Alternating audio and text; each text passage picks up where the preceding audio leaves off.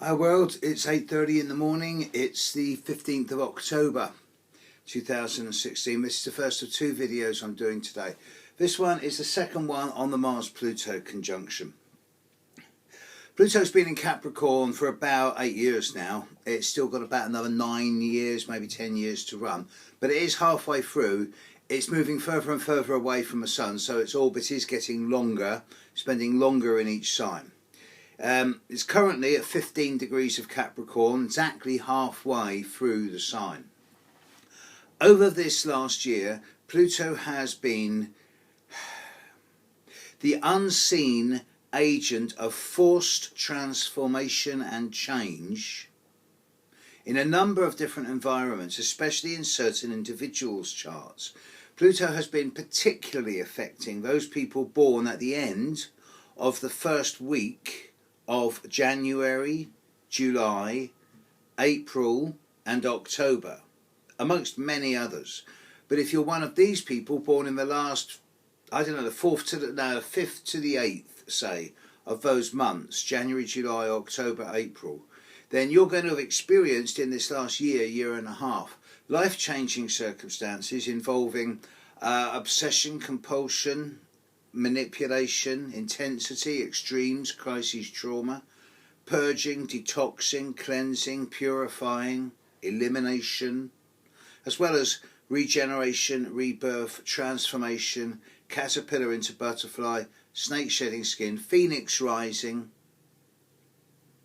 Pluto at its strongest. It seems now that after the Uranus-Pluto square is finished, and now Pluto is halfway through Capricorn, there seems to be a kind of summary point coming up. And this is symbolised by the current Mars-Pluto conjunction. Mars has been hanging around at the end of Scorpio and early Sagittarius most of this year, and only in the last couple of months has it begun to pick up speed after it stopped going retrograde. Now left Sagittarius in Capricorn and bearing down on Pluto really strongly. Currently I believe at 12 degrees of Capricorn and approaching Pluto strongly. Anyone who's been influenced by Pluto in the last year and a half is going to be hit in the coming few days. Mars will actually conjunct Pluto over the period of, well, basically now, through to the 22nd of this month, so the next 7 days. And there's likely to be a degree of intensity, crises, of angst out there in the world.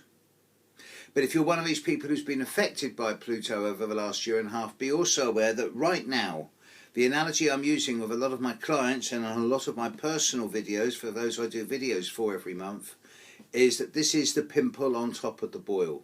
This is the moment of extremes. If there's going to be major outrage or explosion or implosion, this is when it will be. It doesn't help that there's a massive full moon around us right at the moment of me recording this. And if you're one of these people who's been affected by Pluto, be aware that over the coming few days you may very, very easily get your buttons pushed. And what I find myself saying to a lot of clients is, look, you can't ignore this. You can't just hide under the blankets and run away. Because if you do, Pluto will turn around and there'll be an earthquake under your house, or you'll get a migraine, or something else will happen which will make you react instead of act. It's better to act than it is to react. Thing is, Pluto represents such a deep level of the unconscious and subconscious that you can't access it consciously. So with Mars on top of Pluto, there is Mars's physical energy getting in touch with the deep unconscious and subconscious and pulling out either acts of heroism and bravery or rage and anger. So what I find myself saying to people is, if you need to act, and many of you will, then don't hesitate. Do act, but act cold. Be ruthless. Ruthless is not negative, it's just yes, no, black, white. Ruthless is, I'm going to do this, yes, no. And if you act cold and impersonal and objective, you'll get results. But if you act from anger as a result of getting your buttons pushed, or from heat, you're going to screw up and undo years of work. A few famous people with Mars conjunct Pluto in their charts. This is going to upset a few of you, I know. In Britain, there's the famous television broadcaster Andrew Marr with Pluto conjunct Mars in early Virgo, representative of the early mid-60s generation who did set out to transform social values and have to an extent succeeded. Alexander Fleming, 150 years ago, or the guy who invented penicillin, he had Mars conjunct Pluto. Gemini, on the edge of Gemini and Taurus, no big deal. Hillary Clinton has a Mars-Pluto conjunction. If you send me offensive comments on her, I'm just going to delete them. She has Mars conjunct Pluto in Leo, squaring her Venus and Chiron in Scorpio in the 12th house. And this may actually be an astrological allegory as to why she's so hated, because of all that 12th house Scorpio and the perceived secrecy that's around her. Also, with that Mars-Pluto square, she is a major power broker. But then, Nancy Reagan had exactly the same aspect. Nancy Reagan had Mars conjunct Pluto in Cancer, squaring her ascendant, squaring her Chiron on the descendant. With Chiron on the descendant, it's obvious that she put her life on hold for her partner, especially with Ronnie.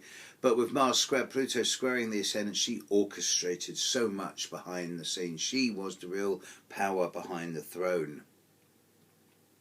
And one last chart with Mars conjunct Pluto, the horoscope of China.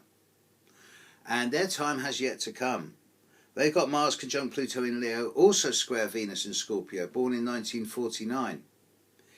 But China has got Aquarius rising and the moon on the ascendant in Aquarius, and their time is yet to come. When Saturn hits that degree in some 4 or 5 years' time, and then Pluto in some 15 years' time, China will become the dominant world force. There you go, folks. Mars conjunct Pluto. This weekend, it's intense, it's extreme. Count to 10. Don't let your buttons get pushed. If you feel angry, go and dig the garden. Do not lose your anger. Use it, don't lose it. Okay, second video in a bit. Catch you later, world. Bye.